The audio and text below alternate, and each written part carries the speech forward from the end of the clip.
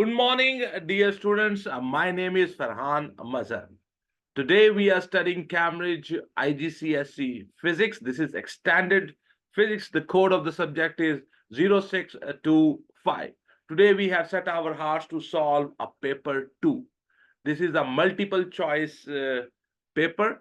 And today we have selected October-November 2022 2-2 paper. The time allowed for this paper is 45 minutes, and the total marks for this paper are 40. So here we go, and this is the paper which is showing up on your screen, and this is October-November 2022, 45 minutes allowed. The G value in this paper will be taken as 10. In your latest papers, we will be taking the G value as 9.8. But right now in this paper, we are going to take the G value as 10. The total marks are 40. So the question number 1 is showing up on your screen. He says that which measuring devices are most suitable to determine the volume of about 200 ml of liquid and the diameter of a thin wire. You see, if you want to measure the volume of a liquid, the best thing will be that you use measuring cylinder. And for the very thin wire, if you want to find out the diameter of a very thin wire, we will use micrometer screw gauge. So we should be using, for volume, we should be using measuring cylinder, and for the diameter of the thin wire, we should be using micrometer screw gauge. So I think A is the choice. Question number 1, A is the right choice, sir. Question number 2 is coming up on your screen. He says, the diagram shows speed time graph for 4 different bodies moving for 6 seconds. Which body traveled the least distance? So if you pay attention, let me increase the size. So the area under the speed time graph is equal to the distance traveled. So this is a triangle, and its base is 6, its height is 8. So we can find its distance traveled is 1/2 base into height. So 1/2 into 6 into 8, and that will be 24 meter. Then if you pay attention, the area under this is a triangle, and area here, this is also a triangle. Its base is 4, its height is 8, this base is 2, and its height is 4. So we will find the area of both the triangles. We will add them up. So it will be 1/2 into 4 into 8 plus 1/2 into 2 into 4, and that will be 16 plus 4, and that is 20 meter. Now in the C option, we have this, and this is a rectangle. The area under the speed time graph is a rectangle. So length into the width, 6 into 8, and that will be 48 meters. So that's the distance 3. And now we will check this distance. I will make 2 rectangles. This rectangle, its length is 4, width is 8, and the length is 2, and the width is 4. So I will find the area of these 2 rectangles and add them up. So 4 multiply 8 plus 2 multiply 4, that's 32 plus 8, and that is 40 meter. Now the least distance traveled in this case is, this is 24 meter, this is 20 meter, 48 meter, 40 meter. So the least distance traveled is 20 meter, which is the B option, sir. So I think B is the option. So let me show you. So the least distance traveled is, I think, B. So let's check. Our answer is right, sir. Question number 2, B is the answer. This is how we have solved this mathematically. And this is the question. Let me reduce the size so you can see the whole question on your screen. Okay, so we are going to the next question, and that is question number 3 coming up on your screen. He says, which statement describes the relationship between mass and weight? He says mass is the effect of a gravitational field on a weight. No. Mass is the effect of a magnetic field on a weight. No. Weight is the effect of a gravitational field on a mass. Yes, this is perfect. The mass, due to the mass, the body is attracted towards the center of the earth, and that is called weight. Weight is the effect of a magnetic field on a mass. So C is the best answer, sir. Question number 3, C is the best answer. We have question number 4, and it says, the diagram shows 4 pieces of laboratory apparatus. Which piece of apparatus are used to find the density of a liquid? You see, if you want to find the density of a liquid, you need to find out the mass. For that, we will use the balance. So I'm going to use the balance. And then I need to find out the volume of the liquid.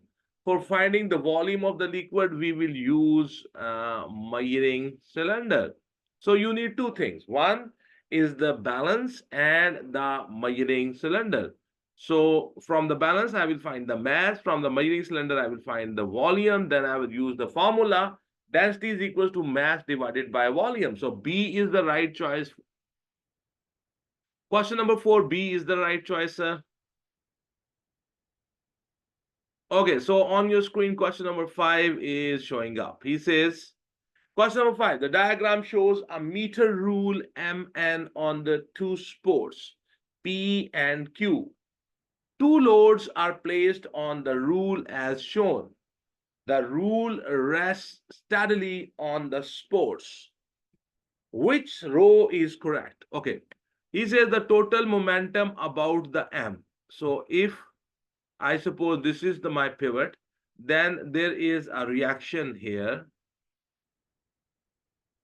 This load is trying to pull it downward. Here, from here you are getting a reaction. And this load is trying to pull it downward, okay? So these two are trying to produce the clockwise moment about the M, and the reactions here, they are trying to produce anti-clockwise moment about M. And because this is steady, so that means the total moment about the M, total moment, I said momentum, I think, the total moment about the M is 0. That's why it's steady. And the total moment about the about the N, sorry. Suppose this is my pivot.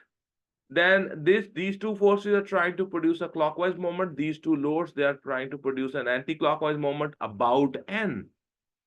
So because the thing is steady, so that means the total moment is 0.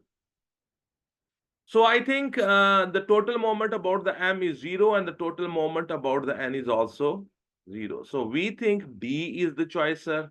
Question number 5, D is the right choice. Hopefully you understand. Question number 6. The diagram shows an object moving at a constant speed in a circular path in the direction shown. A force acts on the object to keep it in the circular path. In which labeled direction does this force act when the object is in the position shown? You see, whenever you move in a circular track, in a circular path, there is always a resultant force acting on the body. And the direction of that resultant force is always towards the center of that circle. The acceleration of the body is also towards the center of the circle. So I think D is the choice. The resultant force will be towards the center of that circle. We call this centripetal force. I think D is the option, sir. Question number 6, D is the right option. Question number 7. A trolley of mass 4 kg traveling with a velocity of 4 meters per second collides with a trolley of mass 2 kg traveling with a velocity of 2 meters per second in the same direction. After the collision, the velocity of the 4 kg trolley is reduced to 3 meters per second. What is the velocity V of the 2 kg trolley after the collision? So before the collision, this trolley, 4 kg trolley, is moving with 4 meters per second. This 2 kg trolley is moving with 2 meters per second. They both are going in the same direction. So what happens? This trolley collides with this trolley. And after the collision, the 4 kg trolley is now moving with 3 meters per second. The 2 kg trolley is moving with what speed? That is the question. You know, the rule is that the momentum before the collision and the momentum after the collision, they both are equal to each other. So momentum before the collision will be m1 u1 plus m2 u2 u2. That will be equals to m1 v1 plus m2 v2. So very simple. Let me show you. This is question number 7. And let me show you question number 7. Okay. So the momentum before the collision and it will be equal to the momentum after the collision. So m1 u1 plus m2 u2 will be equal to m1 v1 plus m2 v2. 4 multiply 4 plus 2 multiply 2 is equals to 4 multiply 3 plus 2 multiply v. So this will be 16 plus 4, that will be 20, and that is equals to 12 plus 2v. So divide everything with 2, you get 10 is equals to 6 plus v. So v will be equals to 10 minus 4, and that will be 6 meter per second. So the velocity of that second body after the collision will be 4 meter per second. So I think question number 7, B is the answer, sir. Question number 7, B is the right answer, sir. This is how we have solved it, and this is that question. Question number 8. An object falls towards the Earth's surface. What happens to the gravitational potential energy and to the kinetic energy of the object? You see, when you fall down on the surface on the Earth, so what happens? Because on the Earth, you as you come down, your gravitational potential energy will be decreasing, and as you come down, you are coming near the Earth, your speed is increasing. So your kinetic energy is basically increasing. So their question is, an object falls towards the surface. What happens to the gravitational potential energy and to the kinetic energy of the object? So potential energy will be decreasing and the kinetic energy, I think, will be increasing. So decreases and increases. So I think question number 8, I think B is the choice, sir. Question number, let me show you. Question number 8, the B is the right answer, sir. So we have next is question number 9. A boy takes 0.60 seconds to lift a book of mass 0.60 kg from the top of a desk and place it on a shelf.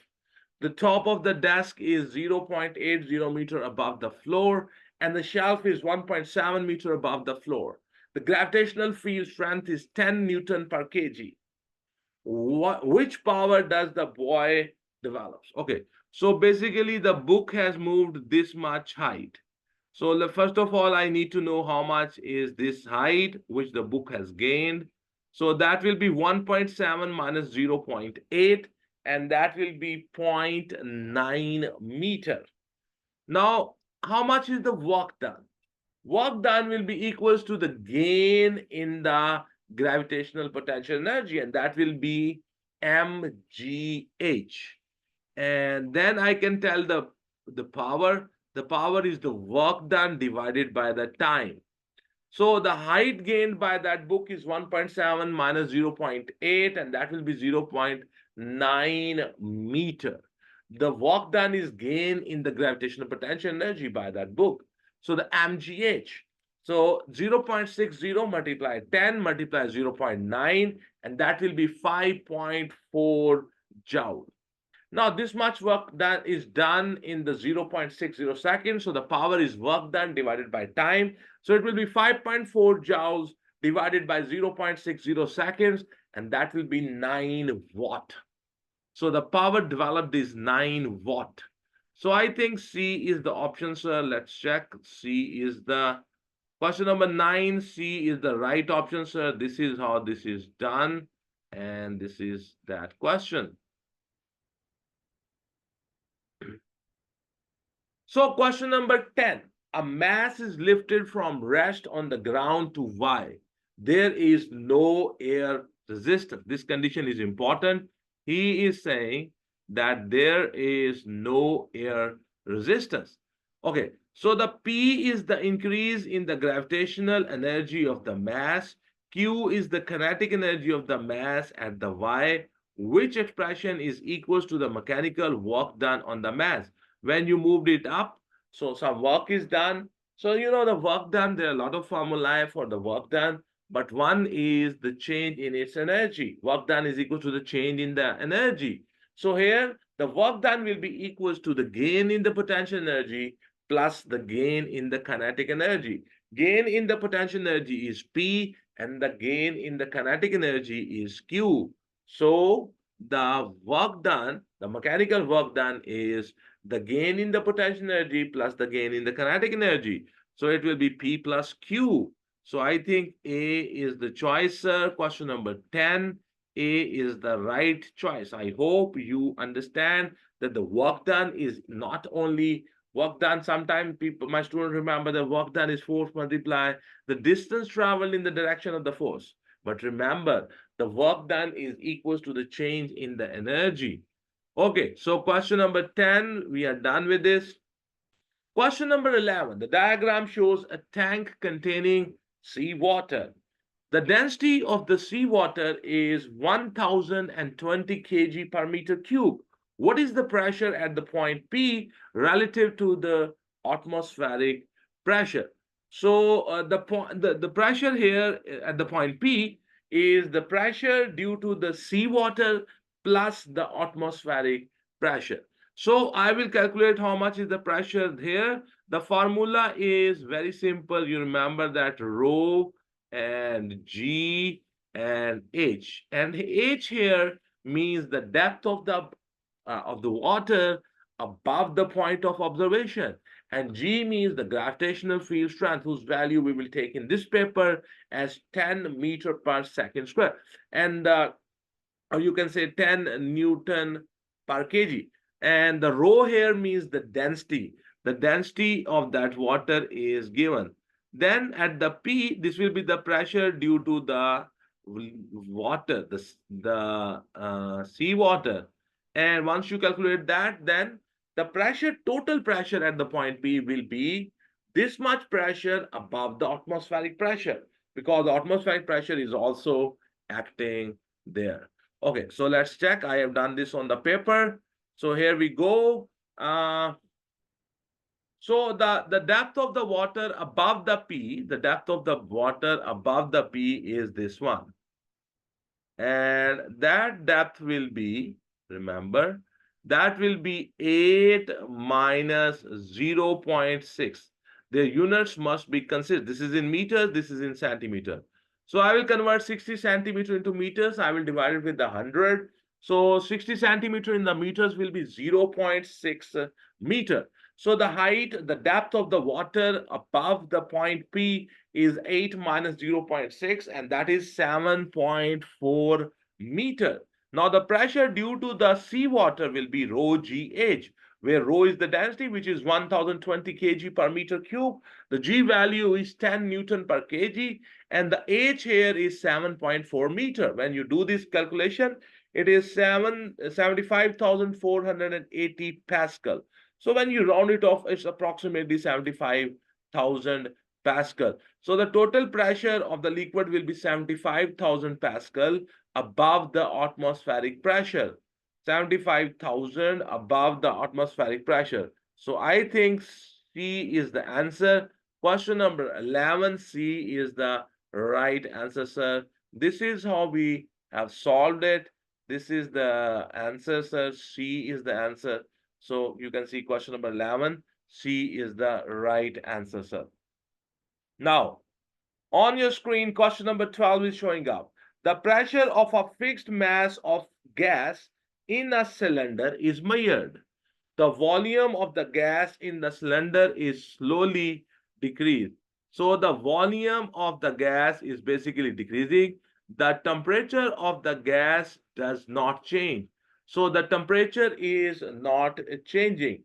So it means when you will decrease the volume, you know, the if the temperature of the gas is constant, that the pressure and the volume, they are, you can say, inversely proportional to each other.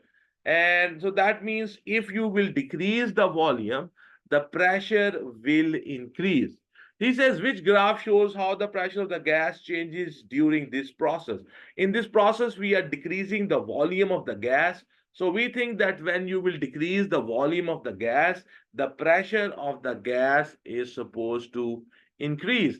And never, never, never, that pressure will be never zero. So as the time passes, as you decrease the volume, the pressure must increase, but at the time zero, the pressure of the gas is not zero. So I think C is the right option, sir. Here you can see as the time is passing, the pressure is increasing because we are decreasing the volume. So either it's B or it's C. But why C? Why not B? Because B says when the time is zero, the pressure of the gas is also zero. That do not happen. Okay, so the pressure at the time zero will be, there will be some certain pressure. So I think question number 12C is the right option, sir.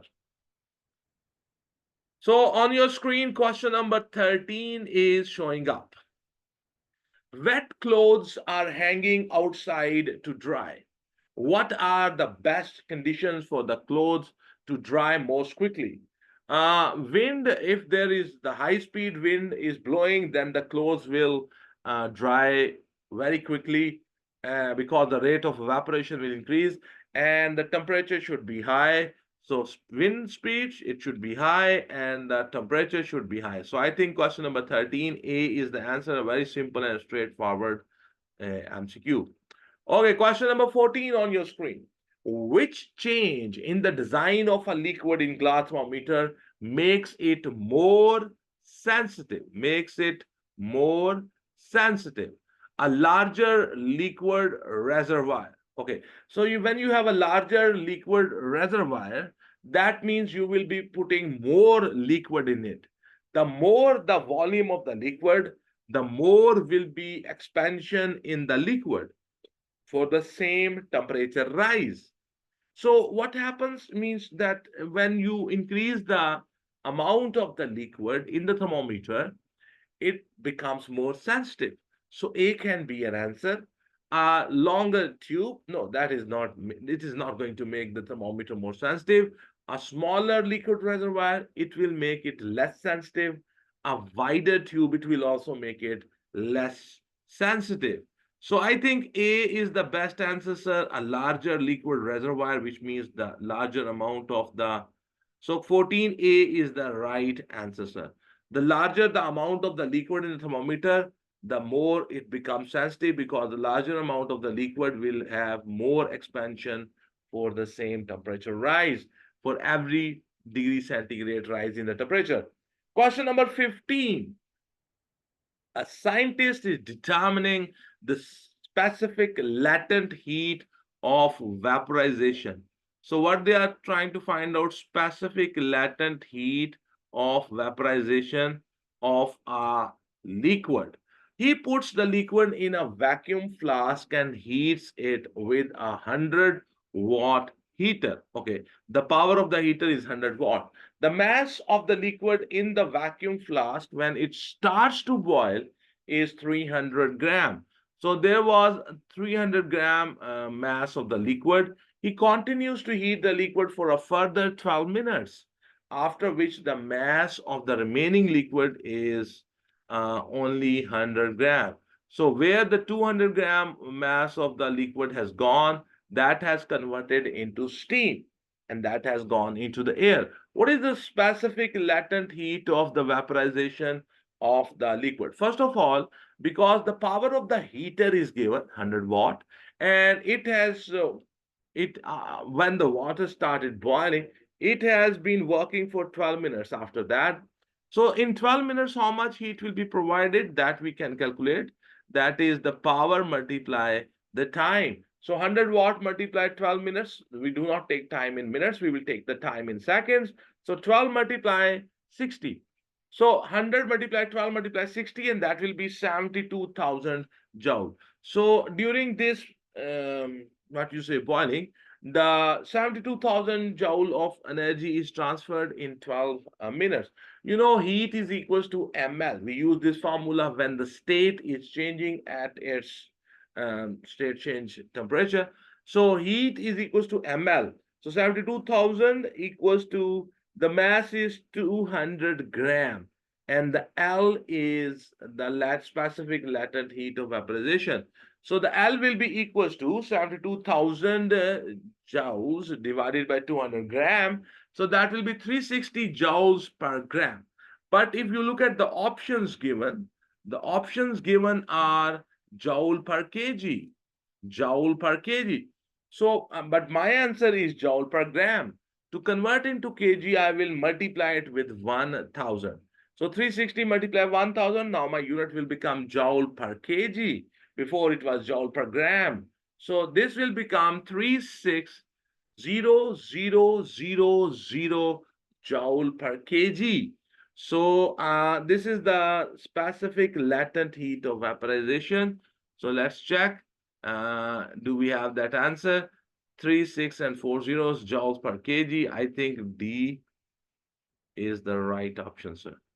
You have the same number here, but this unit is not right. So I think 15, D is the right answer, sir.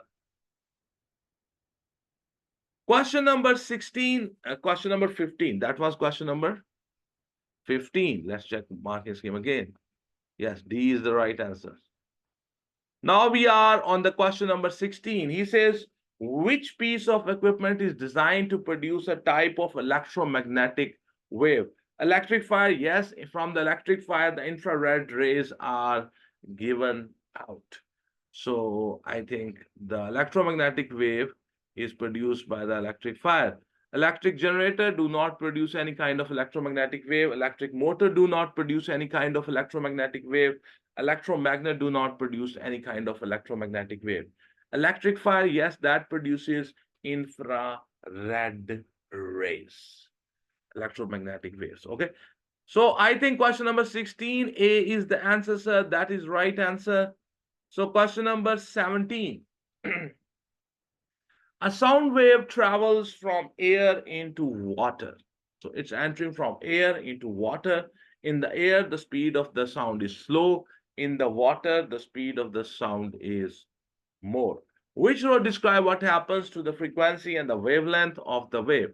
You see, when the sound will enter into the water, its speed will increase.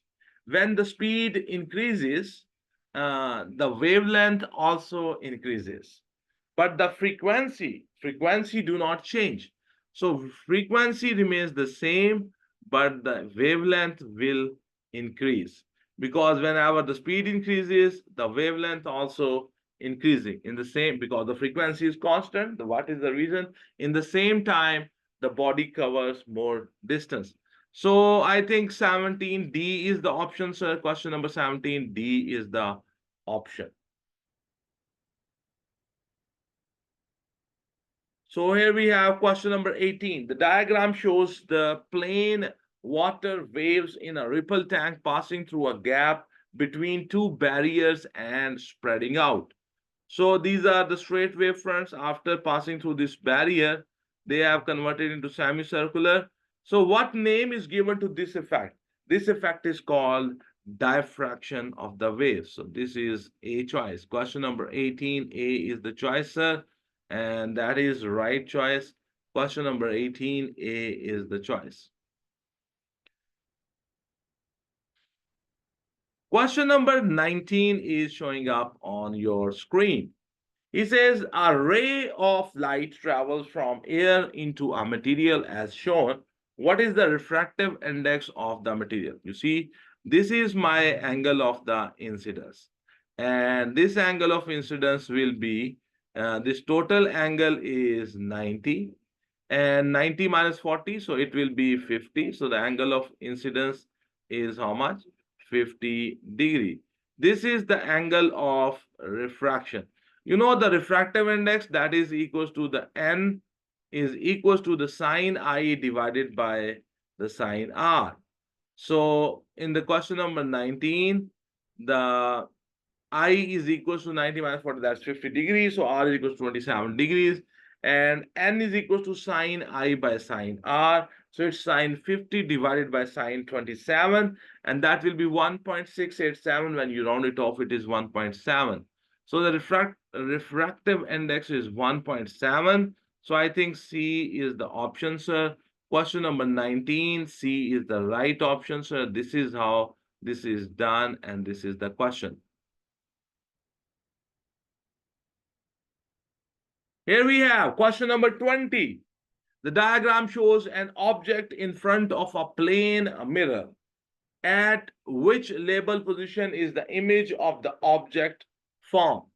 Okay, so you can see there is an eye. Here you have an object. So what happened? You draw a line from the object which makes 90-degree angle with the mirror, and it goes behind them, and this line should be dotted. From the object, you draw a line to point D. From the D, it will reflect and comes to the eye. If you draw a normal here, so what you will observe that this angle of incidence and this angle of reflection, they must be equal to each other. Okay. So if you prolong this reflected ray backward, so where it will intersect, that is the image. So the image will be formed at the point B. So this eye will be able to see the image of the object at the point B. Question number 20. B is the right option, sir. The angle between an incident ray and the surface of a plane mirror reflecting the ray is 70 degrees. What is the angle of the incidence? So you see, let me show you what they're saying. The angle between an incident ray and the surface of a plane mirror. So suppose this is your plane mirror. So this is my angle, the incident ray, and this is the normal here. Okay. So he says the angle between the surface and the incident ray is 70. He says the angle between an incident ray and the surface of plane mirror reflecting the ray is 70 degree. This angle is 70. So how much will be this angle? This angle will be 20. And that is the angle of incidence. And this is the question. And then the light will be reflected here. This angle of incidence will be 20. This angle of reflection will be also how much? It will be 20. So I think A is the option, sir. Question number 21. A is the right option, sir. He says the question number 22. He says the diagram shows the air molecules in the path of a sound wave at a particular moment in time. Which statement is not correct? So we are looking for that statement which is not correct. You see, this is basically rarefaction, and so this particle is vibrating. It will be vibrating in this position, and it will be vibrating like this. About this point, this particle will be vibrating. So, which statement is not correct? They are not looking for the correct statement. They are looking for the not correct one. Okay, so now what will happen? Earlier, there was a compression at the X. Okay, so right now here we have rarefaction. So before that, there would have been a compression. Yes, so A is right. Later, there will be a rarefaction at the X. Right now, here we have a rarefaction. So later, there will be a rarefaction at the X. So right now there is rarefaction. So later, after some time, a rarefaction again will come here. This part of the wave is traveling horizontally across the page. Yes, because the wave is going in let's say into the right. So the particles of the medium will be vibrating. Particles of the medium will be vibrating parallel to the direction of wave. So they are moving, kind of vibrating about their fixed position horizontally. This part of the wave is traveling towards the top of the this part of the wave is traveling towards the top of the page. So this particle is not vibrating up and down, this particle, because you see this is a longitudinal wave and the wave is going in this direction. So the particles of the medium vibrate parallel to the direction of the wave. In the last statement, he says that the particle is moving towards the top, which is not possible. Okay, these particles of the medium, they are moving parallel to the wave. They are vibrating about their fixed positions parallel to the wave. So D, I think question number 22, D is the answer, sir. And that is the right answer, sir. Question number 22, D is the answer. So my answer is also D. Okay, so we are going to the next part, that is question number 23. An object is reflected in a plane mirror. Which description of the image is correct? So we are talking about basically about a plane mirror. In the plane mirror, the image formed are virtual and they have the same size as that of the object. So the image is virtual and of the same size as that of the object. Question number 23, D is the right option, sir. This is a very famous concept. Okay, so here we have, he says, question number 24, 100-meter race is started by firing a gun. The gun makes a bang and a puff of smoke at the same time. When does the finishing judge see the smoke and when does he hear the bang? You see, as the smoke will be produced, immediately he will be able to see the smoke because the light travels very, very fast. And there is a 100-meter distance between this pistol and this finishing judge. And you see, the sound will take some time to reach there. The distance between them is 100 meters. Now the question is how much distance it will, how much time it will take to reach the finishing judge. So because we know the, you know, we know that distance is 100 meter, and we know the speed of the sound is approximately 300 meter per second, suppose. You can also take 320 meter per second, no problem.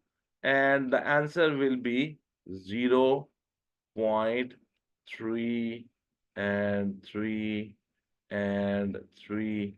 So it will take 0.33 seconds for the sound to reach to the finishing judge.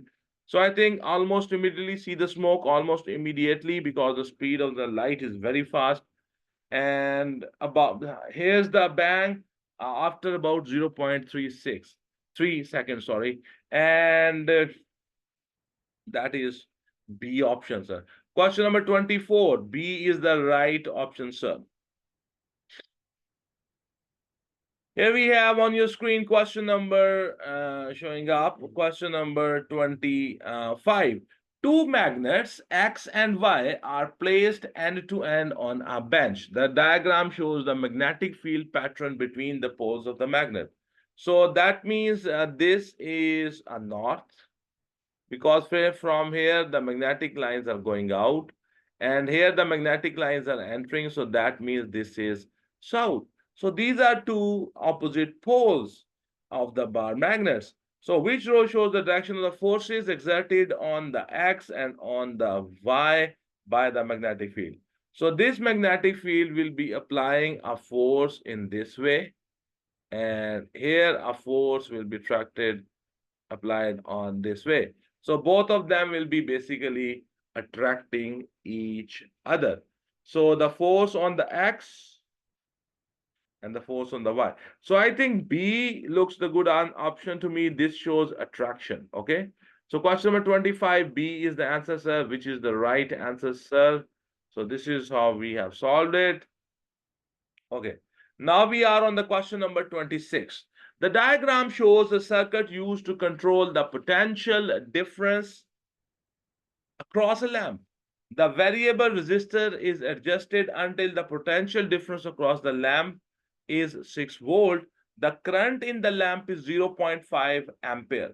So the voltage drop here is 6 volt, and the current flowing through this lamp is 0.5 ampere. So very simple. I know the current flowing through it. I know the potential drop here. What is the resistance of the lamp? So this is their, you can say, question. So very simple, very simple.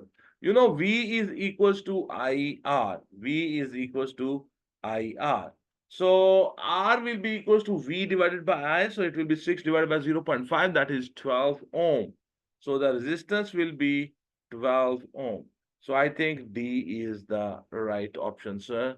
So question number, I think 26, D is the answer, sir. Question number 26, D is the right option. So I hope you understand. This is how we have solved it. R is equals to V divided by I, 6 divided by 0.5, and that is 12 ohm. So question number 27 is showing up on your screen. He says, a charge Q flows for time t through a resistor of resistance R. Which equation gives the current in the resistor? Current, the formula, the definition of the current is the amount of charge flowing per unit time. So the I will be equals to Q divided by T. So I think C is the best option here, sir. Question number 27, C is the right formula. Okay, so we are on the question number 28. He says, a plastic rod is rubbed with a dry woolen cloth. The rod becomes positively charged. So that means the rod has lost electrons. From the rod, the electrons has transferred to the woolen cloth. So the electrons move from the cloth to the rod? No, because the rod has become positively charged. That means it has lost electrons. So electrons move from the rod to the cloth. That is correct option, sir. Protons move, protons do not move. So C and D cannot be the answer. So I think question number 28, B is the right option, sir. Question number 28, B is the right option. Question number 29, he says, which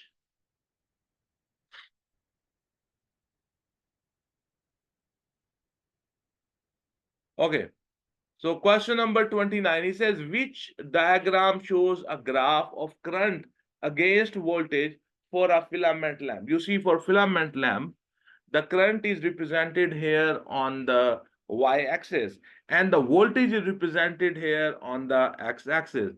So the gradient here of this graph, that will be equals to the I divided by the voltage.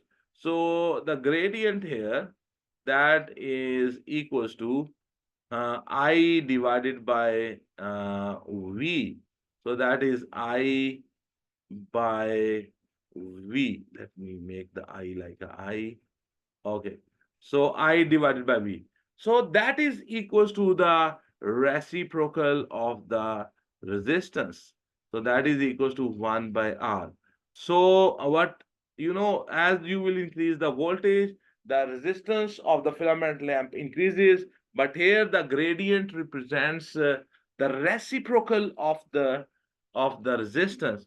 So that means the opposite, whatever will be happening with the resistance, the opposite thing will be happening with the gradient. So the resistance is increasing, that means the gradient will be gradually decreasing. So the best option here is D. A very famous diagram. You can find this same graph in your textbook, and where they talk about the filament lamp as a non-ohmic conductor, which do not obey Ohm's law because its temperature starts rising. Its temperature changes, so its resistance also changes. Its resistance do not remain constant. So D is the best option, sir. Question number 29, D is a very, very famous diagram. 29, D is the right option, sir. He says each potential divider is placed in a circuit with the power supply. Which potential divider makes the potential difference across the component Y increase when the light intensity increases? So you see, the here we have a potential divider. So when the light falling on this LDR will increase, the resistance of the LDR will decrease. When the resistance of the LDR decreases, the resistance of the wire remains same. So the voltage drop on the wire will increase. If the resistance of that thermistor, that LDR will decrease, and LDR and that fixed resistor, they both are connected in series. So whatever the voltage you provide them, if the light falling on the X will increase, its resistance will decrease. So it will take less voltage. Now the voltage on the Y will increase. So I think A is the best option, sir. Question number 30, A is the right option. Here you have the LDR. When the light will fall here, its resistance will decrease. It will take less voltage than the voltage across the wire, that will automatically increase. So A is the best option.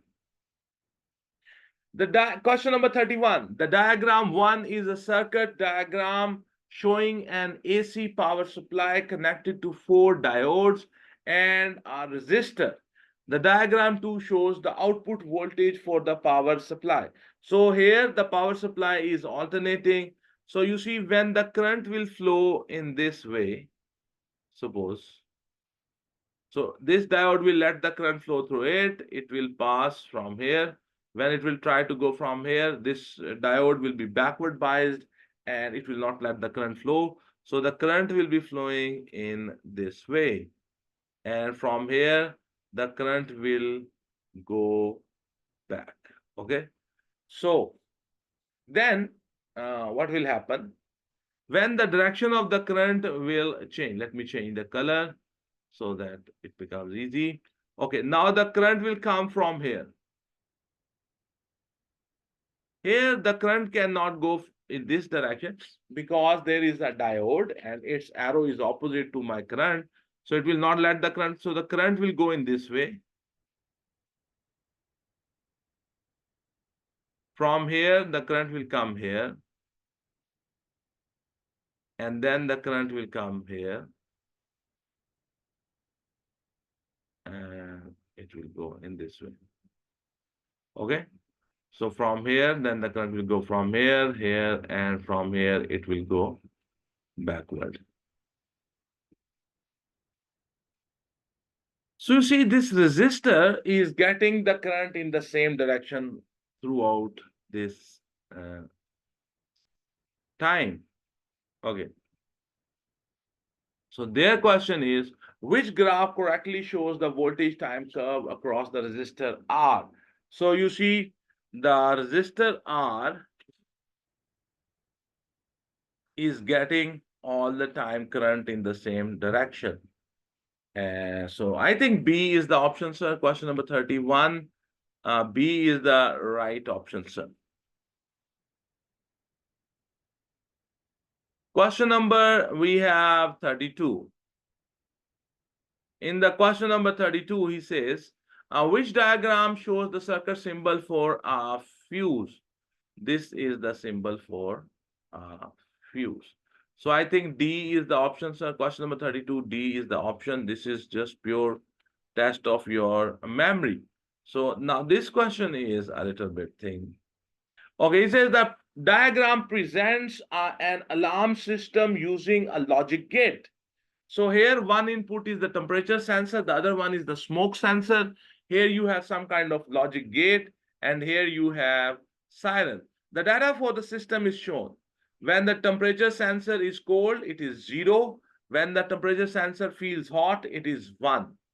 When the smoke detector, no smoke, it means 0. Smoke means what?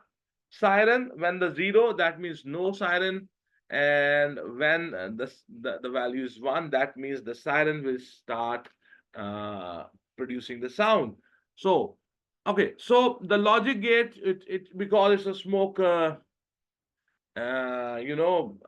system for the fire. So what will happen uh, when the temperature is high? There might be smoke, there might not be smoke. The siren must start sounding. When there is smoke and there is no temperature rise, even then it start alarm. The siren should start uh, the sound. Okay, when there is temperature and the smoke both, even then it should be, the siren should work. It should start making the noise and the sound.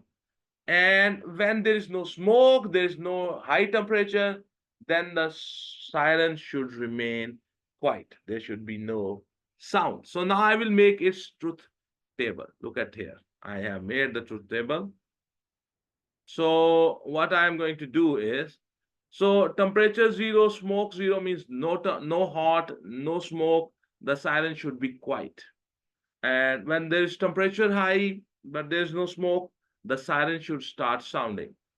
When there is no temperature, but the smoke is there, the siren should sound.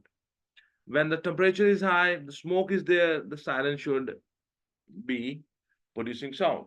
So this is the what they want. So the logic gate is, if you look at this truth table will matches with this truth table: 0, 0, 0, 1, 0, 1, 0, 1, 1, 1, 1, 0. This is the truth table of the OR gate. This is the truth table for the OR gate, in which the in the Boolean algebra we add up these two, and the answer we find what will be the output. So I think the OR gate will be used because this is the truth table of an OR gate, and this is the truth table for that system. What they are asking us to do. So we are going to use OR gate. This is the symbol for the OR gate. I hope you understand. So OR gate is where? Here we have that OR gate. So the B is the choice. Question number 33. B is the right choice. This is how I have decided about this, and hope you understand. It's a little tough question in your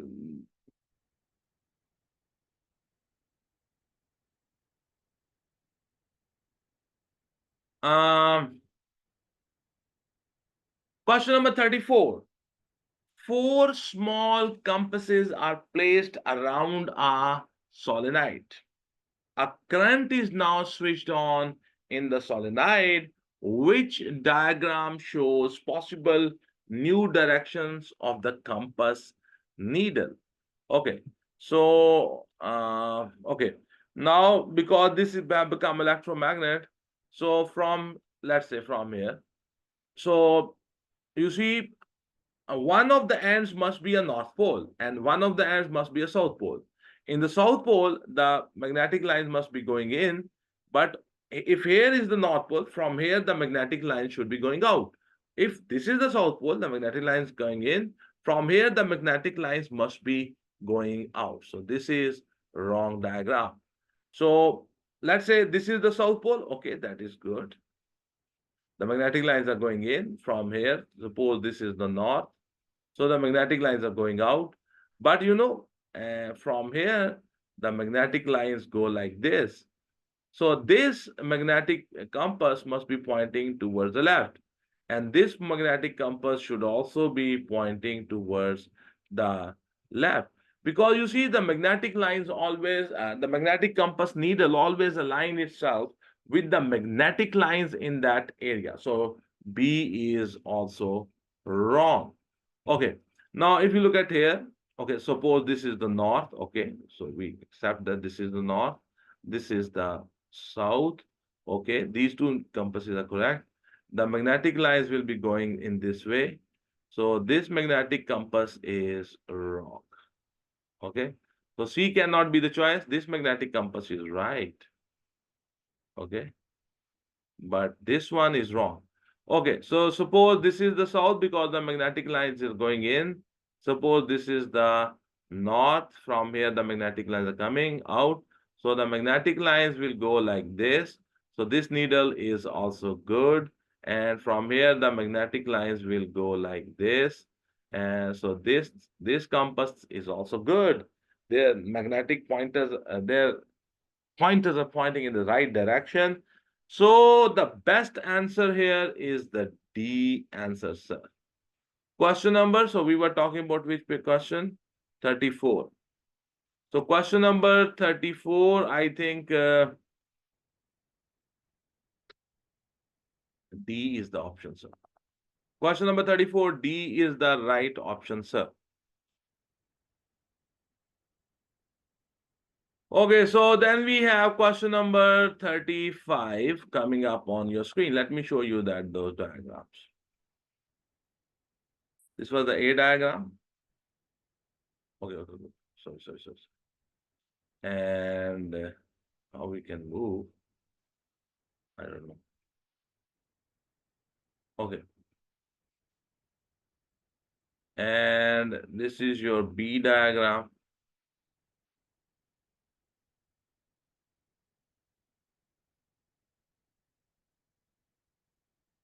This is your C diagram. This is your D diagram. Okay. Question number 35. He says transformers are used in the transmission of electric power to houses. Which type of transformer is used at the power station? At the power station, we use prior to the connection to the power lines, and which type is used prior to the delivery to the houses. So at the power station, we always use step up transformer to increase the voltage, and when the electricity is provided to the homes, to the houses, there we step down it. So at the power station we use step up, and at before the houses we use step down. Step up, step down. So I think C is the option, sir. Question number 35, C is the right option. So here we have question number showing up 36. The diagram shows an AC generator rotating in a clockwise direction. What are the names of the part 1 and the part 2?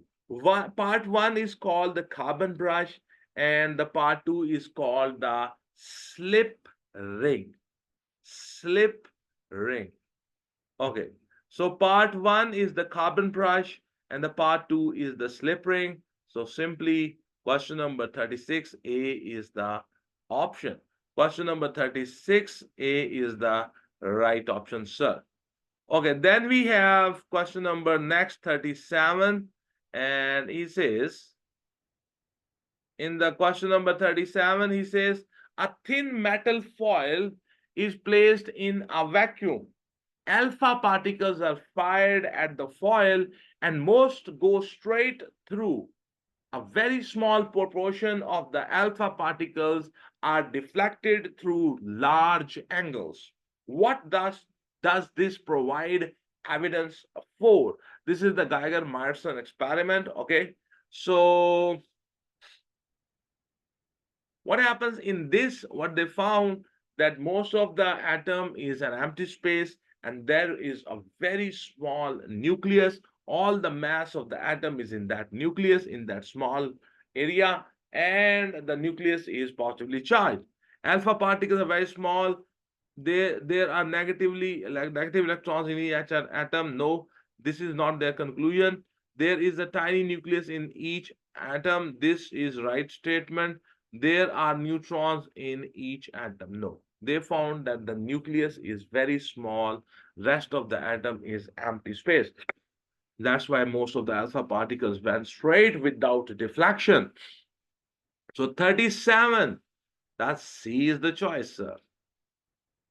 Then we have question number 38. In the question number 38, we have thorium-230 is represented by the symbol thorium-9230. This isotope is radioactive and decays to radium by emitting alpha particles. Which nuclide is produced by this decay? You know, when an alpha particle is given out, remember this thing, when an alpha particle is given out, the daughter nucleus proton number will be 2 less than the parent nucleus, and its nucleon number will be 4 less as compared to the parent nucleus. Let me show you. So here we have, okay. So when an alpha particle is given out, that's 2 and 4. This is thorium, that's the parent nucleus. This is the daughter nucleus. So the proton number will decrease by 2, and the nucleon number, the mass number, that will decrease by 4. So 230 minus 4, that is 226. And so the radium 88 226. So I think A is the choice. This is how we have done this. 38, A is the choice.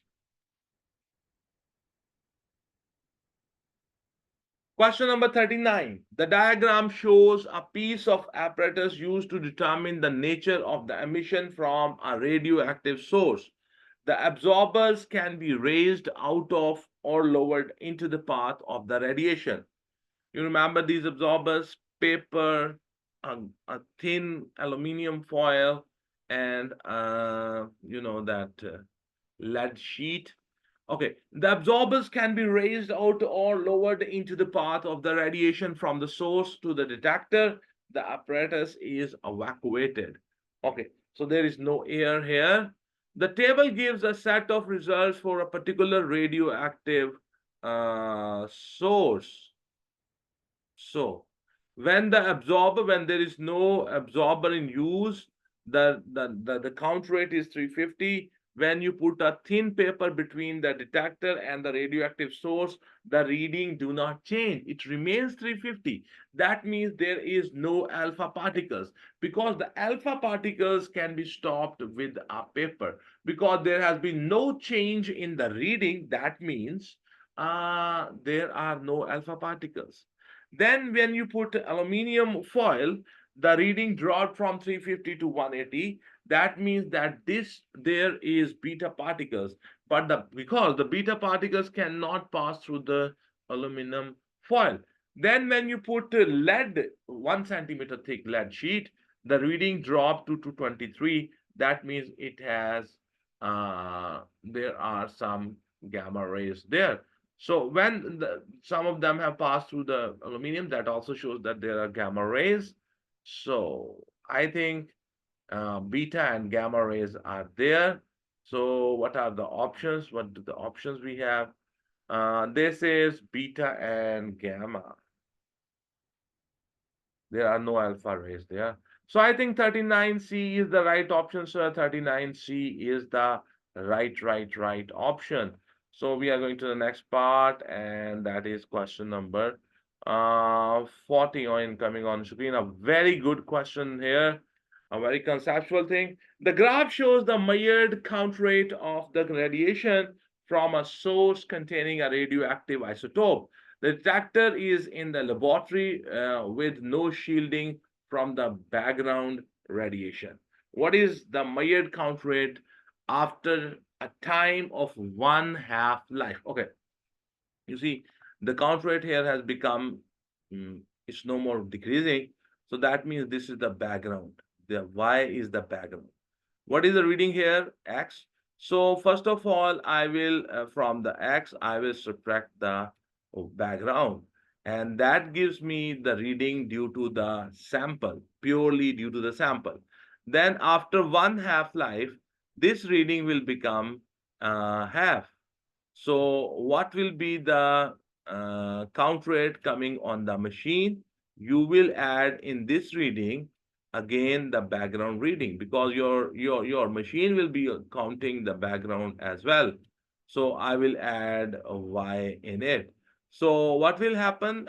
This is a pure mathematics. So x minus y plus 2y. Now it will become x minus y.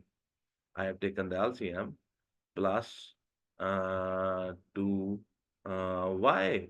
So it will become 2y divided by the 2. So you see minus y plus 2y. So at the end, I will have x and plus and y divided by and 2. So I think D is the right option. Sir, x plus y divided by 2 is, so D is the right option. I hope you understand the reading of the machine. From there, we subtracted, first of all, the background radiation. And when you do that, that actually means that uh, you get the reading, pure reading due to the sample. And then after one half life, obviously it will become half. And what will be the reading of the machine then? At that time, you add the background again in it.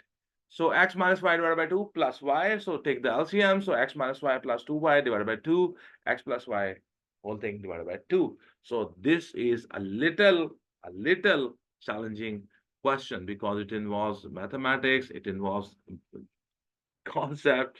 So question number 40, I hope you understand what the story I am telling to you. So my dear students, we have done 40 questions and we have reached the end of this paper. In this video, we have presented you the solution of this paper. Being a human being, it's possible that I might make a mistake, but I'm trying my best not to make a mistake, but it's possible. If I make a mistake, please forgive me. That's why we show you the marking scheme with it, because it's possible that I might, while I'm talking, while I'm writing, I might make some mistake. So if you think that this video is useful to you and it's beneficial to you, and it can be beneficial to your class fellows, to your junior students, to your teachers, please share the link of this video with them. Share the link of this video on your WhatsApp and on your Twitter accounts, on your Facebook account, on your Instagram, on your Snapchat. You see, when you do this, you help me to promote my channel, and that is a kind of support for me. The basic aim of making these videos is make the life of so many students around the globe little easier, their parents' life little easier, their teachers' life little easier. Thank you very much for watching this video. Have a good time. Have a good day. God bless you all. Thank you very much.